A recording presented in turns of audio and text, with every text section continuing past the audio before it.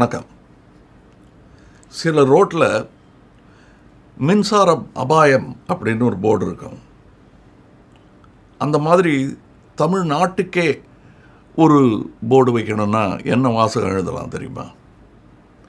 பார்வையாளர்கள் அபாயம். ஆமாம், நம்ம நாட்டில் வேடிக்கை மனிதர்களை விட வேடிக்கை பார்க்கும் மனிதர்கள் ஏராளம். எது எப்படி போனால் என்ன அப்படின்னு பார்த்துக்கிட்டே இருக்க பழகிட்டோம்னா என்னையும் சேர்த்து தான்.